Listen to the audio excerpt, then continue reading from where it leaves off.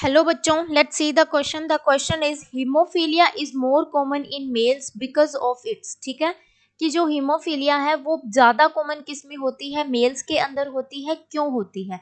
Options हमें चार यहाँ पर गिवन है बेटा। तो सबसे पहले क्या है, हीमोफीलिया क्या होता है।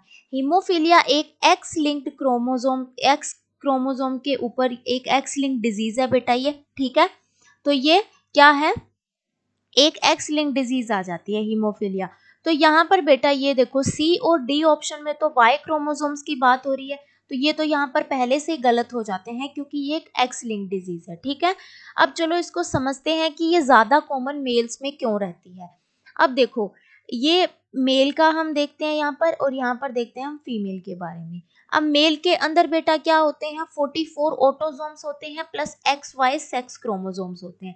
वहीं पर फीमेल में क्या होते हैं, 44 ऑटोजोम्स होते हैं plus x x chromosomes, sex chromosomes रहते हैं।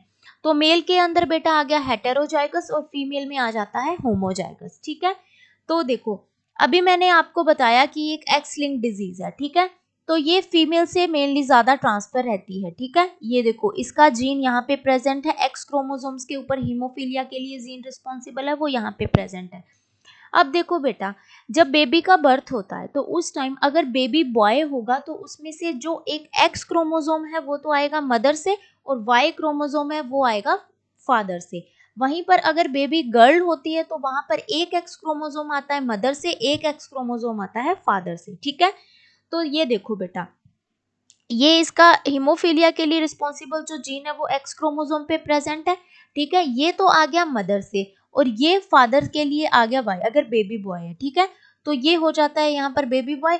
और वहीं पर ये बेटा देखो, एक तो आ गया मदर से जो इसके लिए जीन रिस्पॉन्सिबल है, हीमोफीलिया का जीन वाला ये एक्स क्रोमोसोम आ गया मदर से, और ये वाला आ गया फादर से। तो ये हो जाती है गर्ल, बेबी गर्ल हो गया ये यहाँ पर, और यहाँ पर हो जाता है बेबी बॉय। ठीक है, तो अब क्या है बेटा, ये नॉर्मली रिसेसिव कंडीशन में प्रेजेंट रहता है।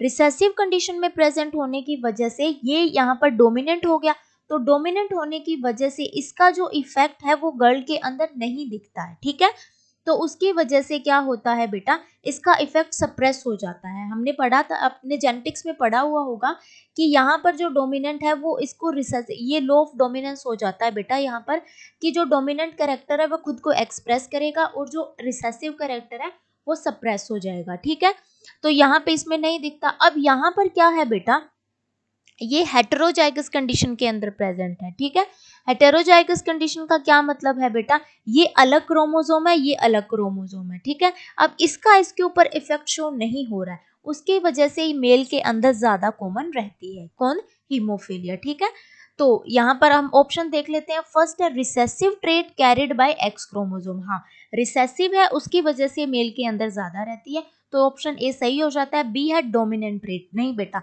ये रिसेसिव होती है, डोमिनेंट ट्रेट नहीं होती है, सो ऑप्शन बी ये गलत हो जाता है। So option A that is recessive trait carried by X chromosome is the correct option. Thank you बच्चों and all the very best.